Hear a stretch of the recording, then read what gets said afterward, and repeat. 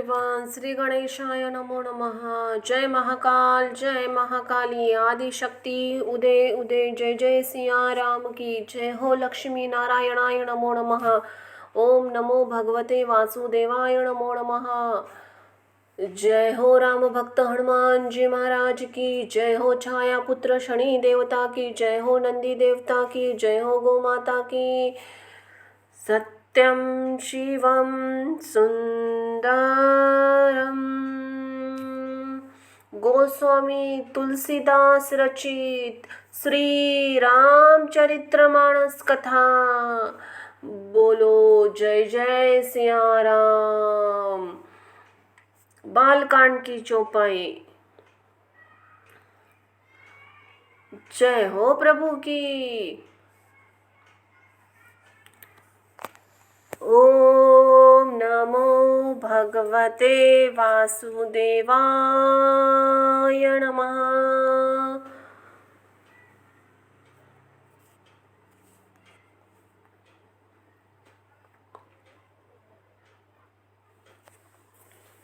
बालकांड की चौपाई। जय जय सिया राम। हे नाथ, शिवजी के धनुष्य को तोड़ने वाला आपका कोई एक दासी होगा, क्या आज्ञा है? मुझसे क्यों नहीं कहते? यह सुनकर क्रोधी मुनि रिसाकर बोले, सेवक वह है जो सेवका का काम करे। शत्रु का काम करके तो लड़ाई ही करनी चाहिए। हे राम सुनो, जिसने शिवजी के धनुष्य को तोड़ा है वह सहस्त्र बाहु के समान मेरा शत्रु है। वह इस समाज को छोड़कर अलग हो जाए, नहीं तो सभी राजा मारे जाएंगे। मुनि के वचन सुनकर लक्ष्मण जी मुस्कुराए और परशुराम जी का अपमान करते हुए बोले, हे गोसाई, लड़कपन में हमने बहुत सी धुनिया तोड़ डाली, किंतु आपने ऐसा क्रोध भी कभी नहीं किया। इसी धनुष्य पर इतनी ममता किस कारण से है? यह सुनकर भृगुवंशी ध्वजारूपा स्वरूप परशुराम जी कुपित होकर कहने लगे, हे राजपुत्र, काल के वश होने से तुझे बोलने में कुछ भी होश नहीं है। सारे संसार के विख्यात शिवजी का यह धनुष्य धूनी के समान ही है। लक्ष्मण जी ने हंसकर कहा, हे देव सुनिए, हमारे जानने में तो सभी धनुष्य एक जैसे ही है। पुराने धनुष्य को तोड़ने में क्या लाभ और क्या हानि? श्री रामचंद्र जी ने तो इसे नवीन के धोखे से ही देखा था, फिर यह छूते ही टूट गया। इससे रघुनाथ जी का कोई दोष नहीं है। मुनि, आप बिना ही कारण किस लिए क्रोध करते हैं? परशुराम जी अपने फरसे की ओर देखकर बोले, अरे दुष्ट, तूने मेरा स्वभाव नहीं सुना। मैंने तुझे बालक जानकर नहीं मारता। अरे मूर्ख, क्या तू मुझे निरामुनि ही जानता है? मैं बाल ब्रह्मचारी और अत्यंत क्रोधी हूँ, क्षत्रिय कुल का शत्रु और विश्व भर में विख्यात हूँ। अपनी भुजाओं के बल से मैंने पृथ्वी को राजाओं से रहित कर दिया और बहुत बार उसे ब्राह्मण को दे डाला। हे राजकुमार, सहस्त्र बाहों की भुजाओं को काटने वाला मेरे इस फरसे को देख। अरे राजा के बालक, तू अपने माता पिता की सोच के वश न कर। मेरा फरसा बहुत भयानक है। यह गर्भों के बाल बच्चों का भी नाश करने वाला है। लक्ष्मण जी हंसकर कोमल वाणी से बोले, अहो मुनीश्वर, तो अपने को बड़ा भारी योद्धा समझते हो, बार बार मुझे कुल्हाड़ी दिखाते हो, फूंक से पहाड़ उठाना चाहते हो। यहाँ कोई भी कुम्हाड़ियों का बतिया यानी कि छोटा कच्चा फल नहीं है जो तर्जनी सबसे आगे की उंगली को देखते ही मर जाता है। कुठार और धनुष्य बाण देखकर ही मैंने कुछ अभिमान सहित कहा था। भृगुवंशी समझकर और यज्ञोपवीत देखकर तो जो आप कुछ कहते हैं उसे मैं क्रोध को रोककर सह लेता हूँ। देवता, ब्राह्मण, भक्त के भक्त और गो, इन पर हमारे कुल की वीरता नहीं दिखाई जाती, क्योंकि इन्हें पाप मारने से पाप लगता है और इनसे हार जाने पर अपकीर्ति होती है। इसलिए मारे तो भी आपके पैर ही पड़ना चाहिए। आपका एक एक वचन ही करोड़ों वज्रों के समान है। धनुष्य बाण और कुठार तो आप व्यर्थ ही धारण करते हैं। इन्हें धनुष्य बाण और कुठार को देखकर मैंने कुछ अनुचित कहा है तो उसे हे धीर महामुनि क्षमा कीजिए। यह सुनकर भृगुवंश मणि परशुराम जी क्रोध के साथ गंभीर वाणी में बोले, हे विश्वामित्र सुनो, यह बालक बड़ा कुबुद्धि और कटिल है। काल के वश होकर यह अपने कुल का घातक बन रहा है। यह सूर्य वंश रूपी पूर्ण चंद्रकांका का कलंक है। यह बिल्कुल उदंड, मूर्ख और निडर है। अभी क्षण भर में यह काल का ग्रास हो जाएगा। मैं पुकार कर कह देता हूँ, फिर मुझे दोष नहीं है। यदि तुम इसे बचना चाहते हो तो हमारा प्रताप, बल और क्रोध बतलाकर इसे मना कर दो। लक्ष्मण जी ने कहा, हे मुनि, आपका सुयश आपके रहते दूसरा कौन वर्णन कर सकता है। आपने अपने ही मुंह से अपनी करनी अनेकों बार बहुत प्रकार से वर्णन किए हैं। इतने पर भी संतोष न हुआ तो फिर कुछ कह डालिए। क्रोध रोककर असह्य दुख मत सहिए। आप वीरता का व्रत धारण करने वाले धैर्यवान शोभ रहित है। गाली देते शोभा नहीं पाते। शूरवीर तो युद्ध में करनी शूरवीरता का कार्य करते हैं। कहने पर आपको अपने को नहीं जानते। शत्रु को युद्ध में पकड़कर उपस्थित पाकर कायर ही अपने प्रतिमा की डिंग मारा करते हैं। आप तो मानो काल के हाक लगाकर बार बार उसे मेरे लिए बुलाते हैं। लक्ष्मण जी के कठोर वचन सुनते ही परशुराम जी ने अपने भयानक फरसे को सुधारकर हाथ में लिया। अरे बोले, अब लोग मुझे दोष न दे। यह कड़वा बोलने वाला बालक मेरे मारे जाने के योग्य है। इसे बालक देखकर मैंने बहुत बचाया, पर अब यह सचमुच मरने को ही आ गया है। विश्वामित्र जी ने कहा, अपराध क्षमा कीजिए। बालकों के दोष और गुणों का साधु लोग नहीं गिनते। परशुराम जी बोले, तीखी धार का कुठार मैं दया रहित और क्रोधी और यही गुरुद्रोही और अपराधी मेरे सामने उत्तर दे रहा है। इतने पर भी मैं इसे बिना मारे छोड़ रहा हूँ। सो हे विश्वामित्र, केवल तुम्हारे शील और प्रेम से नहीं तो इसे कठोर कुठार से काटकर थोड़े ही परिश्रम से गुरु से उरून हो जाता।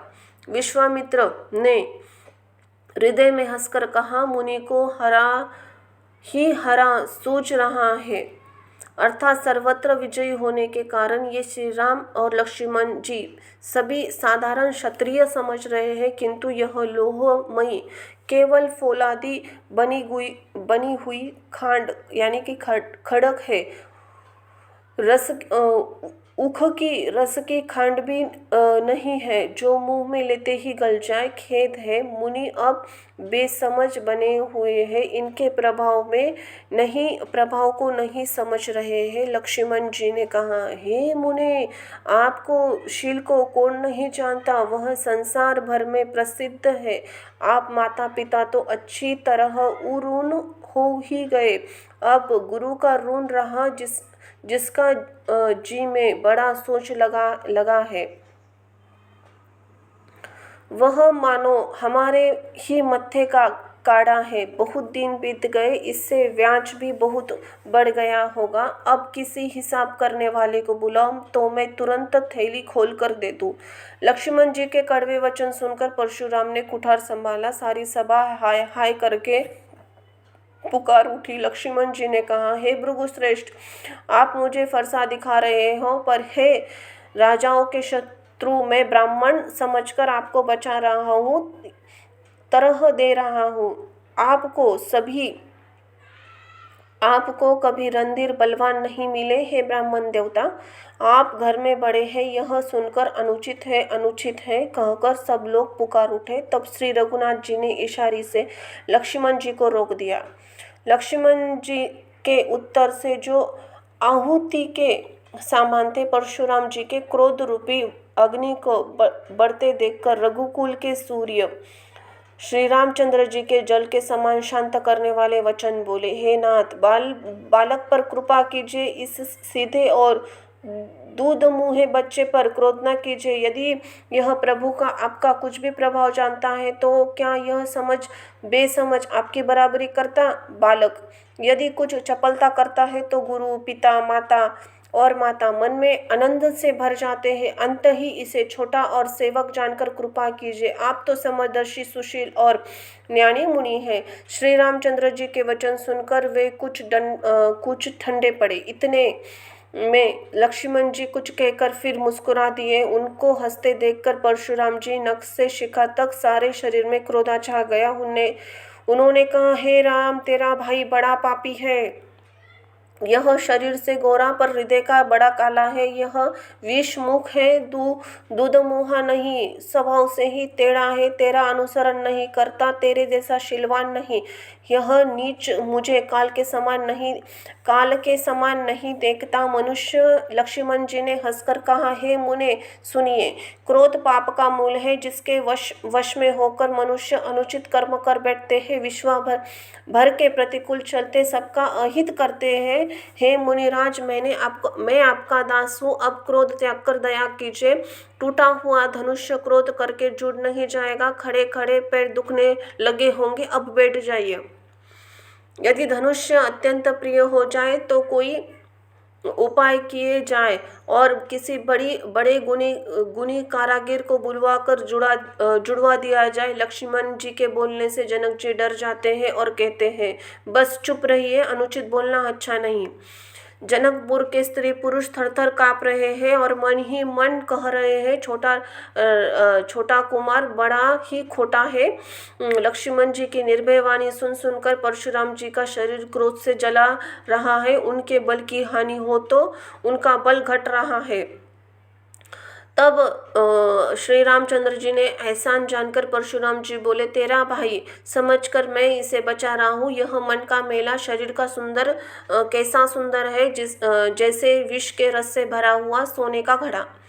यह सुनकर लक्ष्मण जी फिर हंसे। तब श्री रामचंद्र जी ने तिरछी नजर करके उनके ओर देखा, जिससे लक्ष्मण जी संकोचाकर विपरीत बोलना छोड़कर गुरु के पास चले गए। श्री रामचंद्र जी ने दोनों हाथ जोड़कर अत्यंत विनय के साथ कोमल और शीतल वाणी बोले, हे नाथ, सुनिए, आप तो स्वभाव से ही सुजान हैं। आप बालकों के वचन पर कान न कीजिए, उसे सुना और अनसुना कर दीजिए। बैर और बालक का एक ही स्वभाव है। संतजन इन्हें दोष नहीं लगाते। फिर उसने लक्ष्मण ने तो कुछ काम भी नहीं बिगाड़ा है। हे नाथ, आपका अपराधी तो मैं ही हूँ, अंत ही है स्वामी। कृपा, क्रोध, वध और बंधन, जो कुछ करना हो, अर्थात दास की तरह अर्थात दास समझकर मुझ पर कृपा कीजिए। जिस प्रकार से शीघ्र ही आपका क्रोध दूर हो, मुनिराज बताइए, मैं वही उपाय करूं। मुनि ने कहा, हे राम, क्रोध कैसा किया जाए? अब भी तेरा छोटा भाई टेढ़ा ही ताक रहा है। इसकी गर्दन पर मैंने कुठार न चलाया तो क्रोध करके किया ही क्या?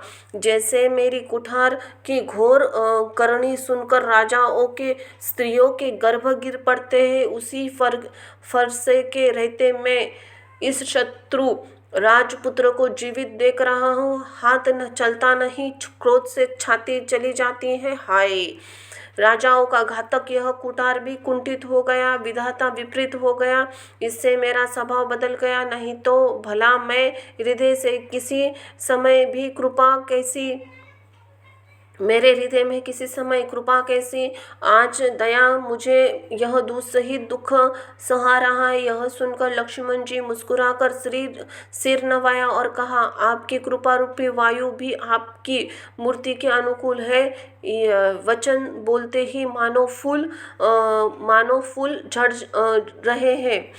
हे मुनि, यदि कृपा करके आपका शरीर जला जाता है तो क्रोध होने पर शरीर की रक्षा विधाता ही करेंगे। परशुराम ने कहा, हे जनक, देख, यह मूर्ख बालक हट करके यमपुरी में घर निवास करना चाहता है।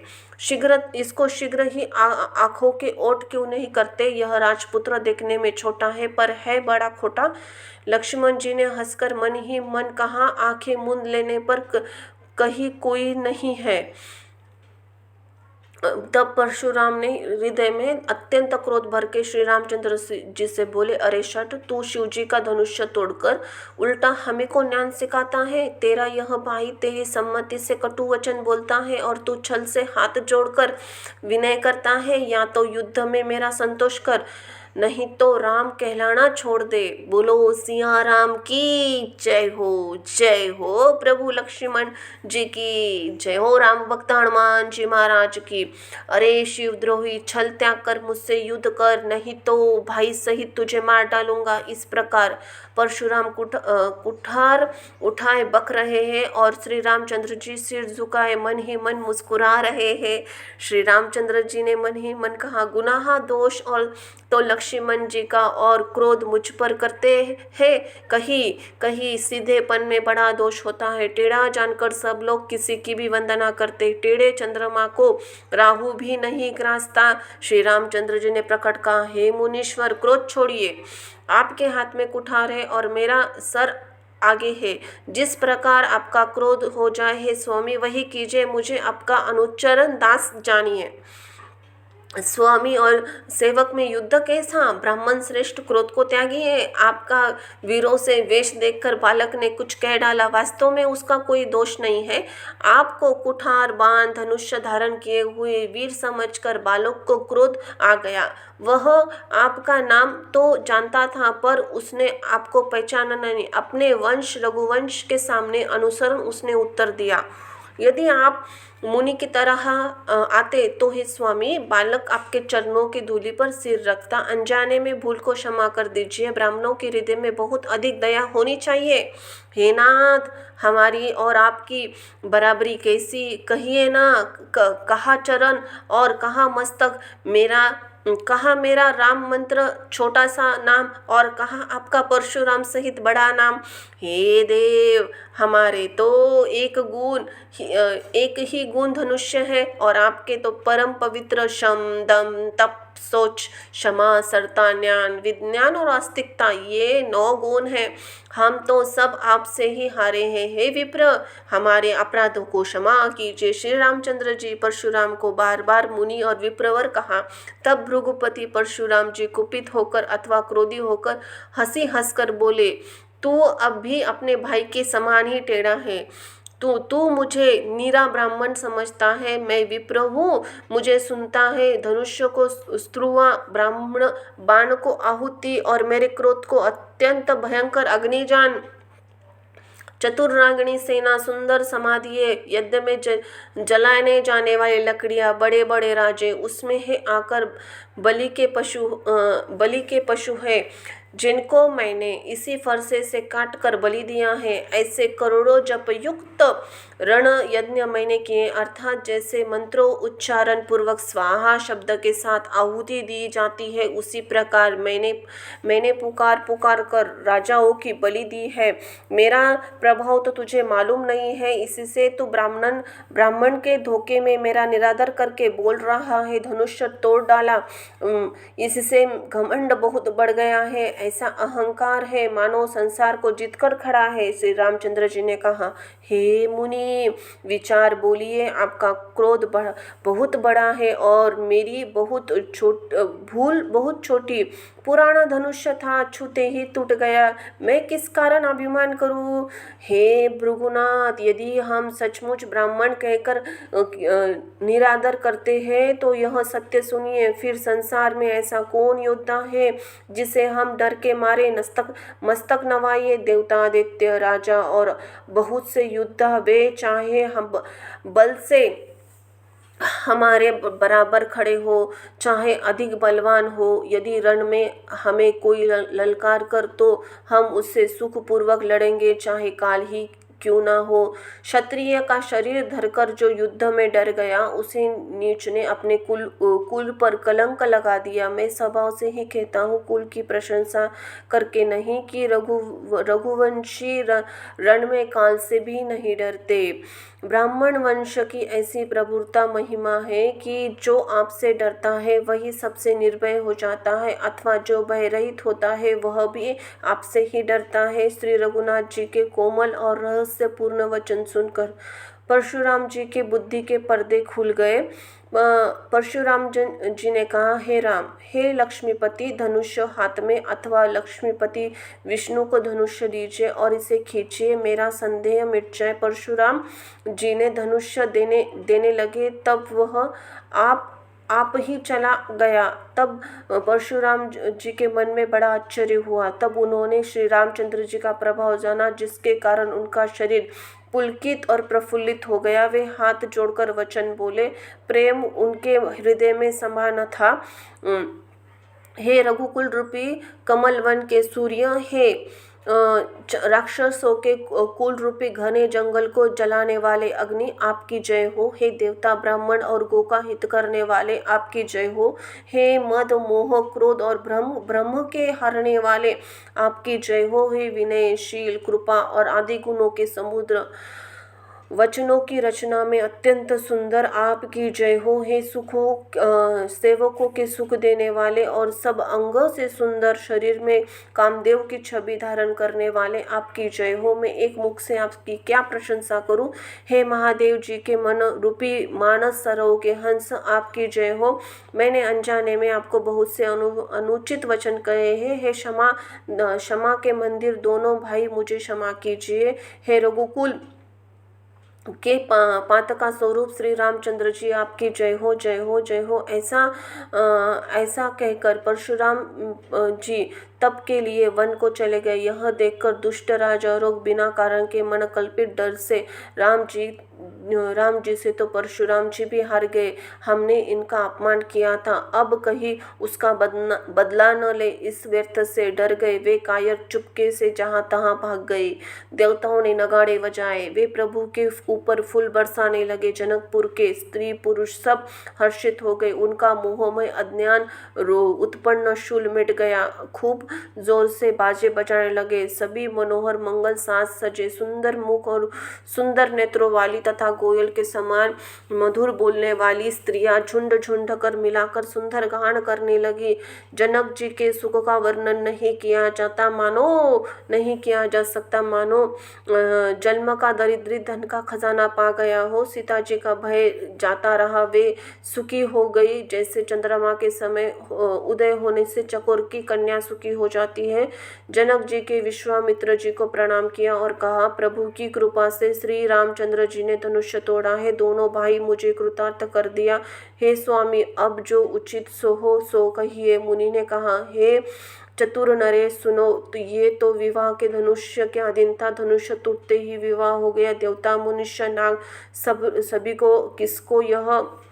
सब किसको यह मालूम है, तथापि तुम जानकर अपने कुल का जैसा व्यवहार हो, ब्राह्मण कुल को बूढ़े और गुरु से पूछकर वेदों में वर्णित है, जैसा आचार हो वैसा करो। जाकर अयोध्या को दूध बेचो, जो राजा दशरथ को बुला लावे। राजा ने प्रसन्न होकर कहा, हे कृपालु, बहुत अच्छा। उसी समय दूध को बुलाकर भेज दिया। फिर कहा, महाराजा को बुलाया। सबने आकर राजाओं को आदर पूर्वक सिर नवाया। राजा ने कहा, बाजार, रास्ते, घर, देवालय और सारे नगर को चारों ओर से सजाओ।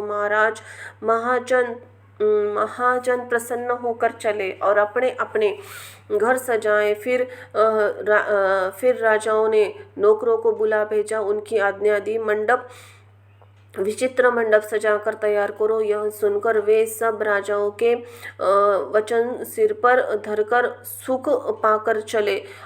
अनेकों ने कारागिर को बुला भेजा, जो मंडप बनाने में कुशल और चतुर थे। उन्होंने ब्रह्मा की वंदना करके कार्य आरंभ किया।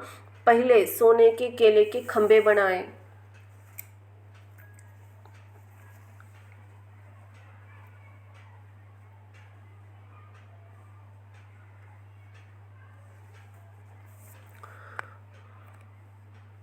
हरी हरी मणियों के पत्ते और फल बनाए, राग मणियों के मणि के फूल बनाए। मंडप की अत्यंत विचित्र रचना देखकर ब्रह्मा का मन भी भूल गया।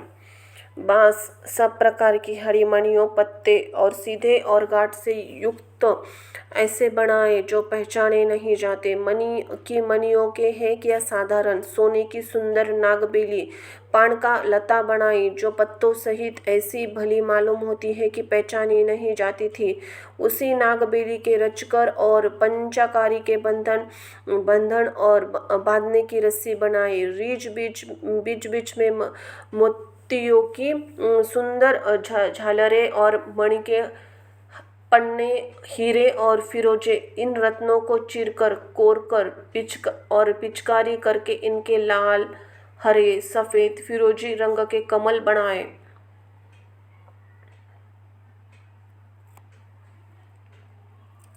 भूरे और बहुत से रंगों के पक्षी बनाए जो हवा के सहारे गूंजते और कूजते थे। खंभों पर देवताओं की मूर्तियां गढ़कर निकाली जो सब मंगल दिव्य लिए खड़ी थी। गजमुक्तों के सहज ही सुहाने अनेक तरहों के चौक पुराए। नील कमी से कोरकर अत्यंत सुंदर आम के पत्ते बनाए। सोने के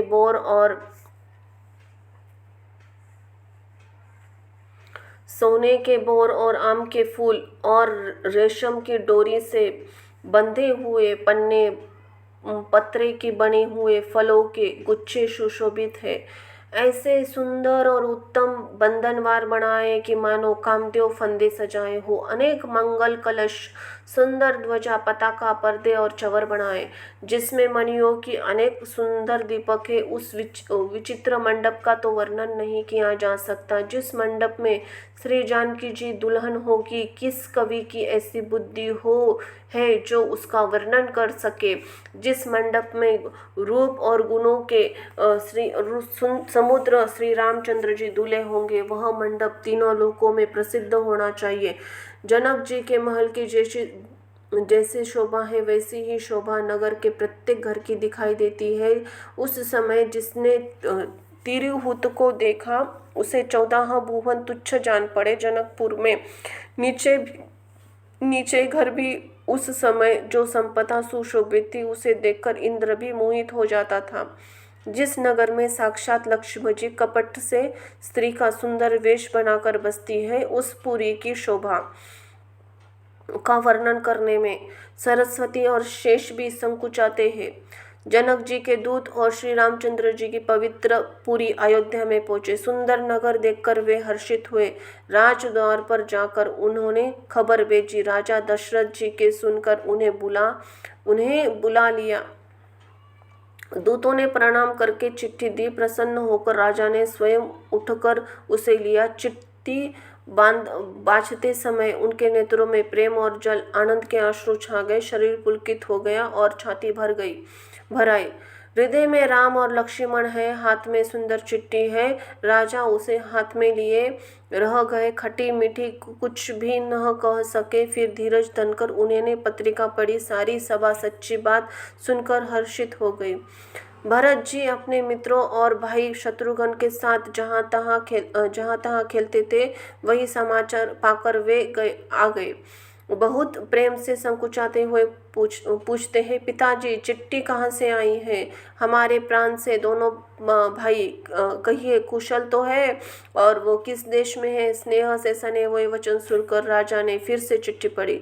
चिट्ठी सुनकर दोनों भाई पुलकित हो गए। स्नेह इतना सा अधिक हो गया कि वह शरीर में नहीं समाता ही नहीं। भरत जी का पवित्र प्रेम देखकर सारी सभा ने विशेष सुख पाया। तब राजा दूतों को पास बिठाकर मन को हराने वाले मीठे वचन बोले। भैया कहो, दोनों बच्चे कुशल तो है? तुमने आंखों से उन्हें अच्छी तरह से देखा है? सांवले और गोरे शरीर वाले वे धनुष्य तर्कस धारण किए रहते हैं, किशोरावस्था के हैं, विश्वामित्र मुनि के साथ है। तुम उनको पहचानते हो तो उनका स्वभाव बताओ। राजा प्रेम के वश होने से बार बार इसी प्रकार कह पूछ रहे हो। भैया जिस दिन से मुनि उन्हें लिवा ले गए हैं तब से आज हमने सच्ची खबर पाई है। कहो। तो महाराज जनक ने उन्हें कैसे पहचाना, ये प्रिय प्रेम भरे वचन सुनकर दूत मुस्कुराए। दूतों ने कहा, हे राजाओं के मुकुटमणि, सुनिए, आपके समान धन्य और कोई नहीं है जिनके राम लक्ष्मण जैसे पुत्र हो, जो दोनों विश्व के विभूषण हो।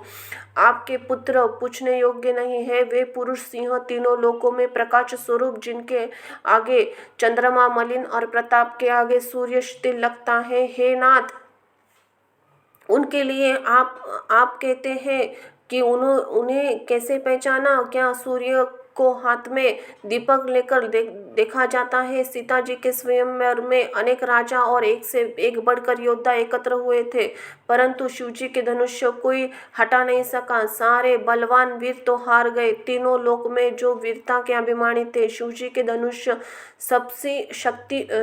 की सबसे बड़ी शक्ति तोड़ दी। बानासुर जो सुमेरु को उठा सकता था, वही हृदय में हराकर परिक्रमा करके चला गया, और जिसने खेल से ही कैलाश को उठा लिया, वह रावण भी उस सभा में पराजय को प्राप्त हुआ। हे महाराज सुनिए, जहाँ ऐसे तैसे योद्धा हार माने गए, रघुवंशी मणि श्री रामचंद्र जी की बिना प्रयास शिव जी के धनुष कैसे तोड़ डाला, जैसे हाथी कमल की डंडी को तोड़ डालता है। धनुष्य की टूटने की बात सुनकर परशुराम जी क्रोध में भरे आए। उन्होंने बहुत प्रकार से आंखें दिखलाई। अंत में उन्होंने श्री रामचंद्र जी का बल देखकर उन्हें अपना धनुष्य दे दिया और बहुत तरह से विनती करके वन को गमन किया। हे राजन, जैसे श्री रामचंद्र जी की अतुलनीय बलि है, वैसे ही तेजहीन फिर लक्ष्मण जी भी है, जिसके देखने मात्र से राजा लोग कांप उठते हैं, जैसे हाथी सिंह के बच्चे के ताकने से कांप उठते हैं। हे देव, आपके दोनों बालकों को देख के बाद अब आंखों के नीचे नहीं आता। हे देव, आपके दोनों बालकों को देखने के बाद अब आंखें नीचे कोई आता ही नहीं, हमारी दृष्टि पर कोई चढ़ता ही नहीं। प्रेम प्रताप और वीर रस में पकी हुई दूतों की वचन रचना सबको बहुत प्रिय लगी। सभा रहित राजा प्रेम में मग्न हो गए, दूतों को निछावर देने लगे। उन्हें निछावर देते देखकर यह नीति विरुद्ध है ऐसा कहकर दूत और अपने हाथों से कांध मूंदने लगे। धर्म को विचार कर तथा उनका धर्मयुक्त बर्ताव देखकर सभी मुनियों ने सुख माना। तब राजाओं ने उठकर वशिष्ठ जी के पास जाकर उन्हें पत्रिका दी। आदरपूर्वक दूतों को बुलाकर सारी कथा गुरुजी को सुना दी। सब समाचार सुनकर अत्यंत सुख पाकर गुरु बोले, पुण्यात्मा पुरुष के लिए पृथ्वी सुखों से छाई है, जैसे नदियाँ समुद्र में जाती है, यद्यपि समुद्र को नदी की कामना नहीं होती, वैसे ही सुख संपत्ति बिना बुलाए स्वाभाविक धर्मात्मा पुरुष के पास ही जाती है। तुम जैसे गुरु ब्राह्मण गाय देवताओं की सेवा करने वाले, वैसी पवित्र कौशल्या देवी भी है। तुम्हारे समान पुण्य आत्मा जगत में कोई न हुआ है, न है और न ही होने का ही है। हे राजन, तुमसे अधिक पुण्य किसका होगा, जिसके राम सरीखे पुत्र है और जिसके चारों बालक वीर विनम्र और धर्म का व्रत करने वाले और गुणों का सुंदर समुद्र है। तुम्हारे लिए सभी कालों में कल्याण है। अंतएव डंका बजाकर बारात सजाओ और जल्दी चलो। गुरु के वचन सुनकर हे नाथ बहु अच्छा कहकर और सिर नवाकर तथा दूतों को डेरा दिलवाकर राजमहल में गए।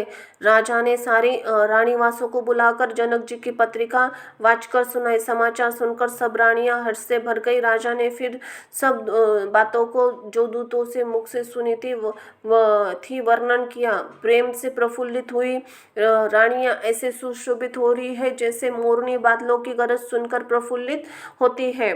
बड़ी बूढ़ी और अथवा गुरु की स्त्रियां प्रसन्न होकर आशीर्वाद दे रही है। माताएं अत्यंत आनंद में मग्न है। राजा उस अत्यंत प्रिय पत्रिका को आपस में लेकर सब हृदय से लगाकर छाती शीतल करती है। राजाओं के श्रेष्ठ दशरथ जी ने श्री राम लक्ष्मण जी की कीर्ति और करनी का वारंवार वर्णन किया। यह सब मुनि की कृपा है ऐसा कहकर वे बाहर चले आए। तब रानियों ने ब्राह्मणों को बुलवाया और आनंद सहित उन्हें दान दिए। श्रेष्ठ श्रेष्ठ ब्राह्मण आशीर्वाद देते हुए चले। फिर भिक्षुकों को बुलवाकर करोड़ों प्रकार की निछावरें उनको दी। चक्रवर्ती महाराज दशरथ जी के चारों पुत्र चिरंजीवी हो, यो कहते हुए अनेक प्रकार के सुंदर वस्त्र पहन कर चले। आनंदित होकर नगाड़े बड़े जोर जोर से नगाड़ों पर चोट लगाई। सब लोगों ने यह समाचार पाया, तब घर घर में बंधावे होने लगे। 14 लोकों में उत्साह भर गया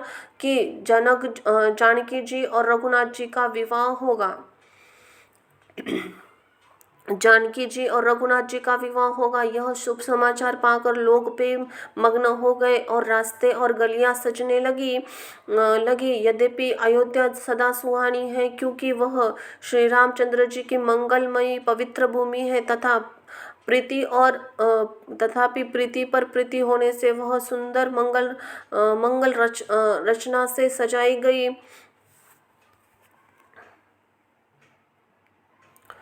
ध्वजा पताके परंदे और सुंदर चौरों से सारा बाजार बहुत ही अनूठा छाया हुआ है। दोनों सोने के कलश, तोरण, मणियों, झालरें, हल्दी, दूब, दही, अक्षत और मालाओं से लोगों ने अपने अपने घरों को सजाकर मंगलमय बना दिया। गलियों के चतुर्समर से सींचा और द्वारों पर एक सुंदर चौक पुराए। चंदन, केशर, कस्तूरी और कपूर से बने हुए सुगंधित द्रव्य को चतुर्सम कहते हैं। बिजली सी कांति वाली चंद्रमुखी, हिरने की बच्चे से नेत्रों वाली और अपने सुंदर रूप से कामदेव की स्त्री रति को अभिमान को छुड़ाने वाली सुहागनी स्त्रियां सभी 16 श्रृंगार सजाकर जहां तहां झुंड मिलकर मनोहर वाणी से मंगल गीत गा रही है, जिनके सुंदर स्वर को सुनकर कोयले भी लजा जाते हैं। राजमहल का वर्णन कैसे किया जाए, जहां विश्व को विमोहित करने वाला मंडप बनाया गया। अनेक प्रकार के मनोहर मांगलिक पदार्थों सुशोभित हो रहे, बहुत से नगाड़े बज रहे हैं। कहीं भाट विरुदावली कुल कीर्ति का उच्चारण कर रहे हैं और कहीं ब्राह्मण वेद ध्वनि कर रहे हैं। सुंदर स्त्रियां श्री रामचंद्र जी, सीता जी का नाम लेकर मंगल गीत गा रही है। उत्साह बहुत है और महल अत्यंत छोटा है, इससे उसे न समाकर मानो उत्सवी आनंद चारों ओर उमड़ पड़ा है। दशरथ जी के महल की शोभा का वर्णन कौन कवि कर सकता है, जहाँ समस्त देवताओं शिरोमणि श्री रामचंद्र जी अवतार लिया है।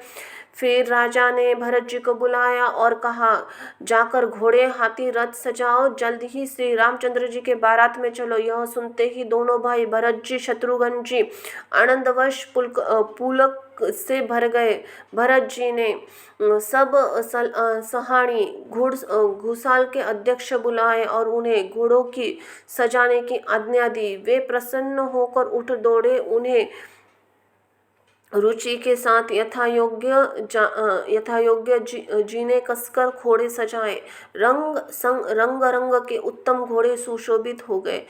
सब घोड़े बड़े ही सुंदर, चंचल, करनी चाल है। वे धरती पर पैर रखते तो जैसे जलते हुए लोहे पर रखते हो, और अनेक जाति वे धरती पर ऐसे पैर रखते हैं जैसे जलते हुए लोहे पर रखते हो। अनेक जाति के घोड़े जिनका वर्णन नहीं हो सकता, ऐसी तेज की चाल मानो हवा का निराधार करके उड़ना चाहते हैं। उन पर घोड़ों की भरत जी के समान अवस्था वाले सब छैल छबीले राजकुमार सवार हो गए थे। वे सभी सुंदर और सब आभूषण धारण किए हुए। उनके हाथों में बाण धनुष है तथा कमर में भारी तरकस बांधे हैं। सभी चुने छबीले छैल चतुर शूरवीर चतुर नवयुवक है। प्रत्येक सवारी के साथ 2 पैदल सिपाही हैं जो तलवार चलाने में कला में निपुण है।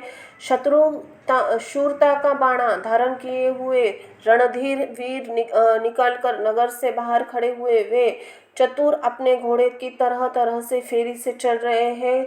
भेरी तथा नगाड़ों की आवाज सुनकर प्रसन्न हो रहे हैं। सारथियों ध्वजा, पतिका, मणि और आभूषणों से लगाकर रथों का बहुत सा बड़ा विलक्षण बना दिया है।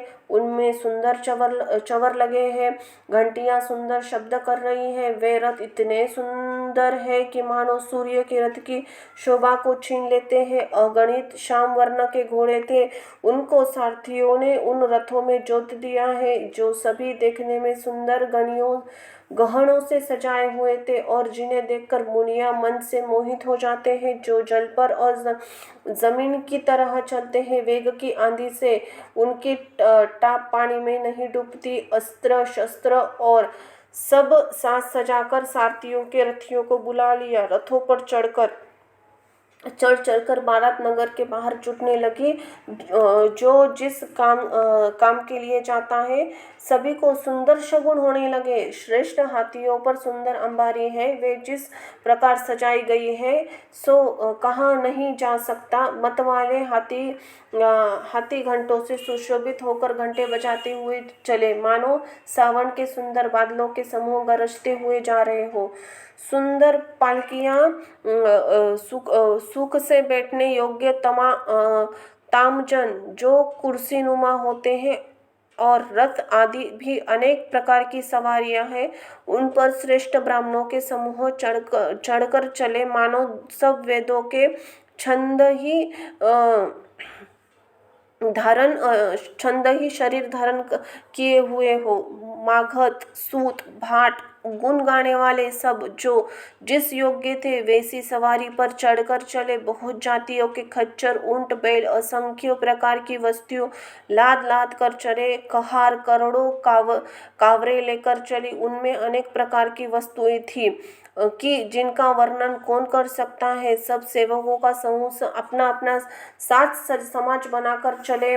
सबके हृदय में अपार हर्ष है और शरीर पुलकों से भरा है। सबके एक ही लालसा लगी है कि श्री राम लक्ष्मण दोनों भाइयों के नेत्र भरकर कब देखे। हाथी गरज रहे हैं, उनके घंटों की भीषण ध्वनि हो रही है। चारों ओर रथों की घर घराहट और घोड़ों की हिनहिनाहट हो रही है। बादलों की निरादार करते हुए नगाड़े घोर शब्द कर रहे। किसी को अपनी पराई कोई बात कानों से सुनाई नहीं देती। राजा दशरथ के दरवाजे पर इतनी भारी भीड़ हो रही है कि वहां पत्थर भी फेंका जाए तो भी फिसलकर धूल हो जाए।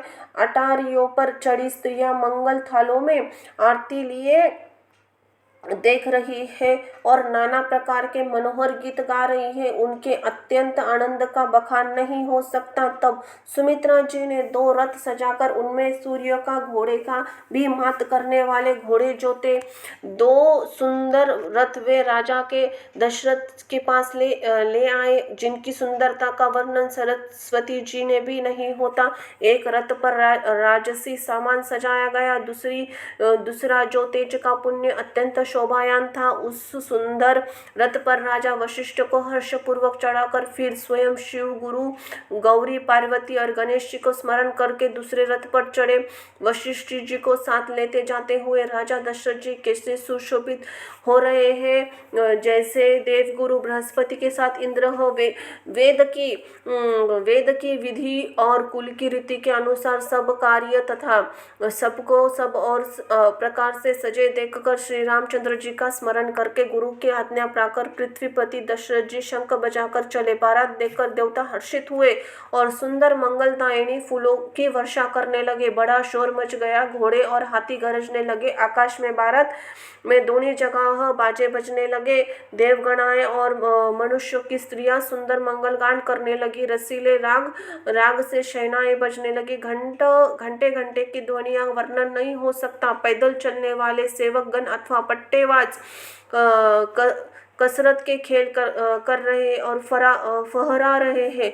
आकाश में ऊंचे उछलते हुए जा रहे हैं। हंसी करने में निपुण और सुंदर गानों में चतुर विदूषक मस्खरे तरह तरह के तमाशे कर रहे हैं। सुंदर राजकुमार मृदंग और नगाड़े के शब्द सुनकर घोड़ों के उन्होंने अनुसार इस तरह नचा रहे हैं कि ताल के बांधन से जरा भी दिखते नहीं है। चतुर नट चकित होकर यही देख रहे हैं। बारात ऐसे बनी है कि उसका वर्णन नहीं हो सकता। सुंदर शुभदायक शकुन हो रहे हैं। नीलकंठ पक्षी बाई और चारा ले रहे हैं, मानो संपूर्ण मंगल की सूचना दे रहे हो। दाहिनी और कौवा खेत में शोभा पा रहे हैं। नेवल के दर्शन भी सब किसी ने पाया। तीनों प्रकार की शीतल मंद सुगंधित हवा अनुकूल दिशा में चल रही है। श्रेष्ठ सुहागणी स्त्रियां भरे हुए घड़े और गोद में बालक लिए आ रही है। लोमड़ी फिर बार बार दिखाई दे रही है। गायें सामने खड़ी बछड़ों का दूध पिलाती है। हरनी को टोली बाई ओर से घूमकर दाहिनी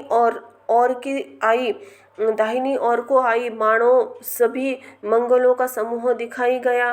क्षेम करी सफेद सिर वाली चील विशेष रूप से क्षेम कल्याण कर रही है। श्यामा बाई और सुंदर पेड़ पर दिखाई पड़ी। दही मछली और दो विद्वान हाथ में पुस्तक लिए हुए सामने आए।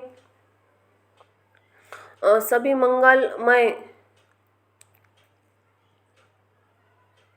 मंगलमय और मनोवांछित फल देने वाले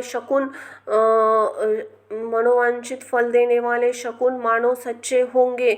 सच्चे होने के लिए एक साथ ही हो गए। स्वयं सगुण ब्रह्म जिसके सुंदर पुत्र है, उसके लिए सब मंगल शकुन सुलभ है। जहाँ श्री रामचंद्र जी सिर के दूल्हा और सीता जी दुल्हन है, तथा दशरथ जी और जनक जी जैसे पवित्र समधि है। ऐसा ब्याह सुनकर मानो शकुन नाच उठे और कहने लगे, अब ब्रह्मा जी ने हमको सच्चा कर दिया। इस बारात में प्रस्थान किया। घोड़े हाथी गरज रहे हैं, नगाड़ों पर चोट लग रही है। सूर्यवंश के पताक स्वरूप दशरथ जी आते हुए जानकर जनक जी ने नदियों पर पुल बंधवा दिया। बीच बीच में ठहरने के लिए सुंदर घर पड़ाव बनवा दिए, जिनके देवलोक के समान संपदा छाई है। और जहाँ बारात के सब लोग अपने अपने मन के पसंद के अनुसार सुहाने उत्तम भोजन बिस्तर और वस्त्र पाते हैं। मन के अनुकूल नित्य नए सुखों को देखकर सभी बारातियों अपने अपने घर भूल गए। बड़े जोर से बजते हुए नगाड़ियों को आवाज सुनकर श्रेष्ठ बारातियों को आती हुई जानकर अंगवाणी करने वाले हाथी, रथ, पैदल और घोड़े सजाकर बारात चलने लगी। बोलो जय जय सिया राम की जय। महाकाल जय महाकाली आदि शक्ति आदि नारायणी उदे उदे। जय हो राम भक्त हनुमान जी महाराज की, जय हो लक्ष्मण महाराज की। धन्यवाद।